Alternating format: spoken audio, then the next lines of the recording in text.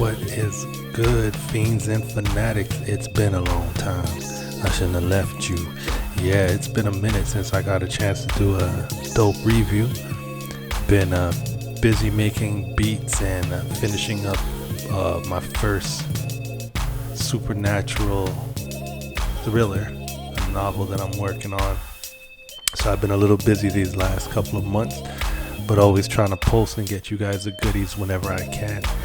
I received a request, a special request today from a new subscriber by the name of Canine Cove.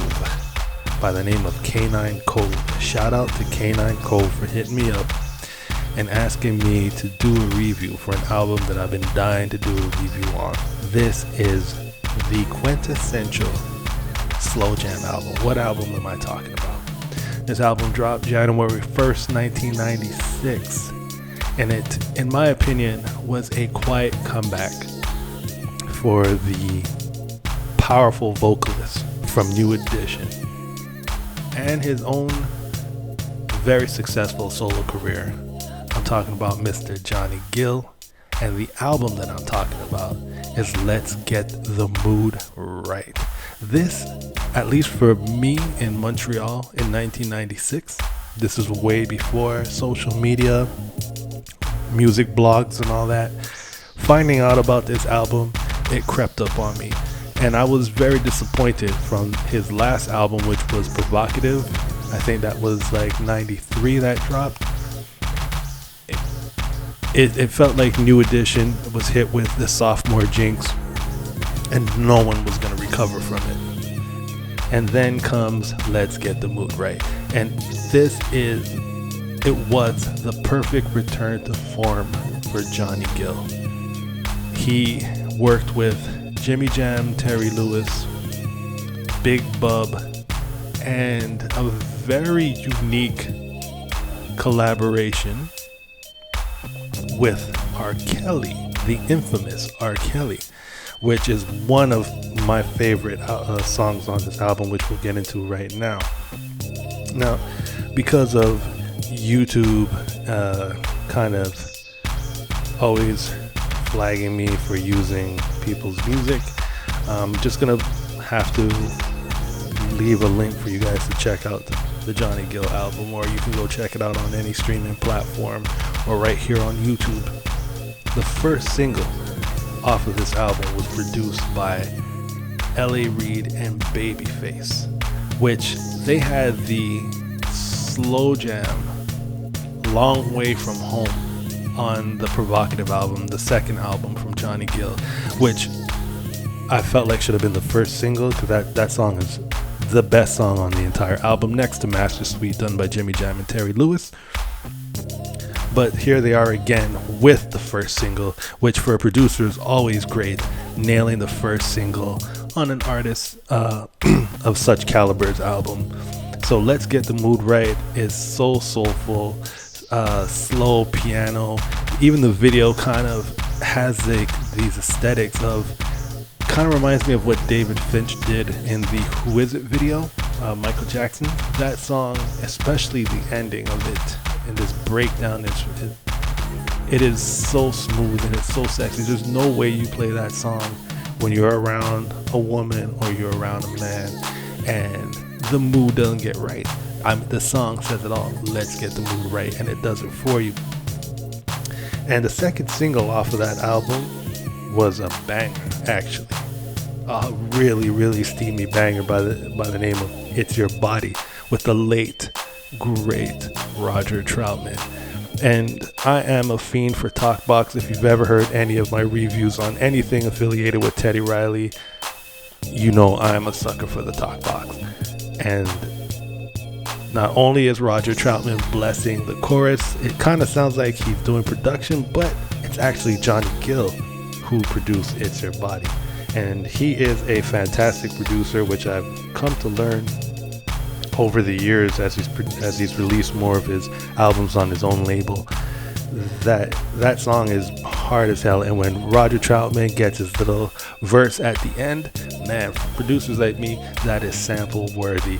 And speaking of which, if you haven't checked out any of my beats, please go into my shorts and check out some of the beats. If you're an artist, you do rap, you do R&B, even spoken word, or you need hip-hop beats for something, check out my clips. And if you want anything, please DM me, send me a message, and we'll work something out.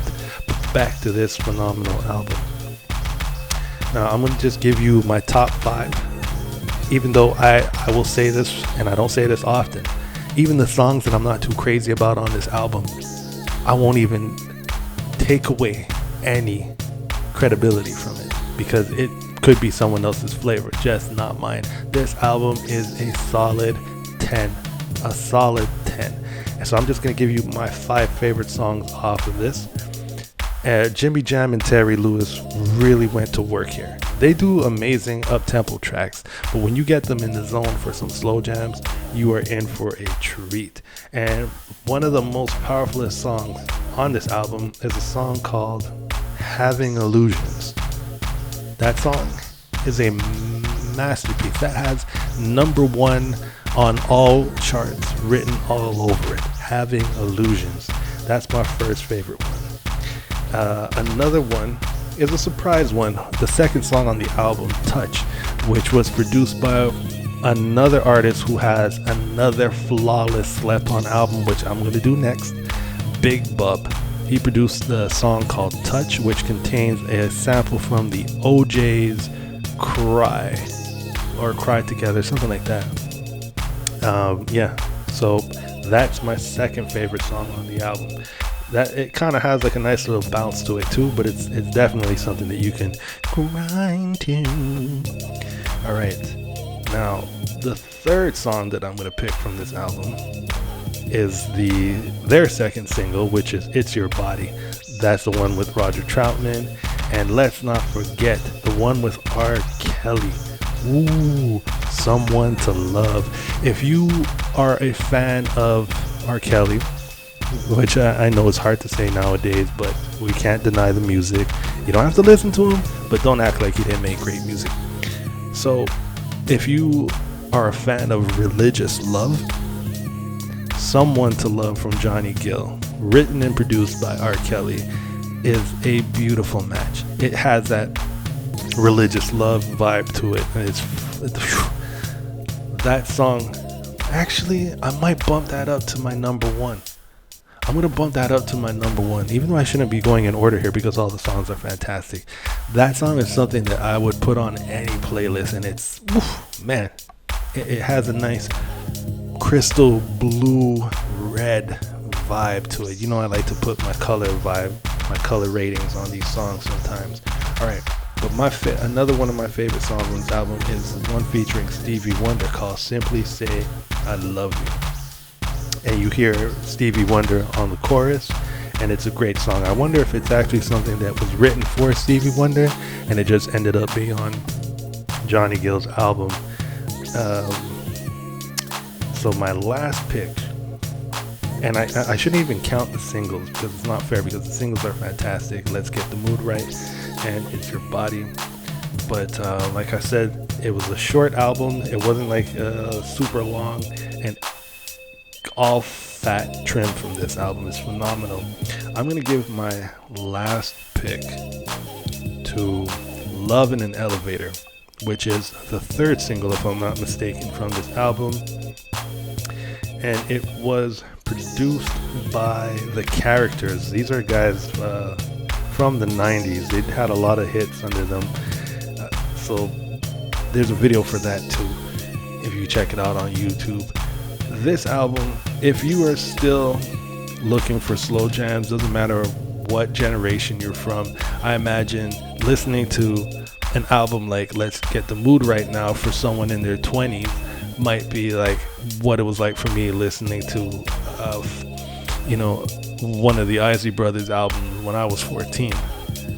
This is like the new soul throwback for you guys. So I highly recommend, if you want to remember what slow jams and R&B sounded like, this is a good place to start.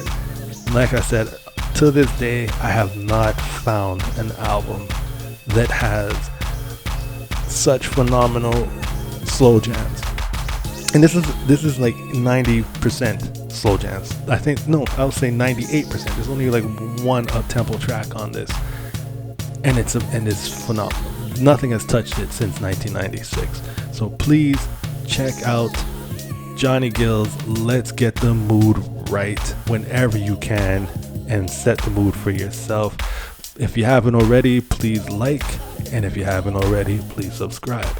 And I will definitely be back on my grind. I'm be dropping a lot of beat videos because I'm selling beats now. I'm part of Beat Club, so I definitely have to do a video about joining Timberland's Beat Club and my journey on it so far. And yeah, so please continue to follow, and I'll get back to you guys as soon as I can. Peace.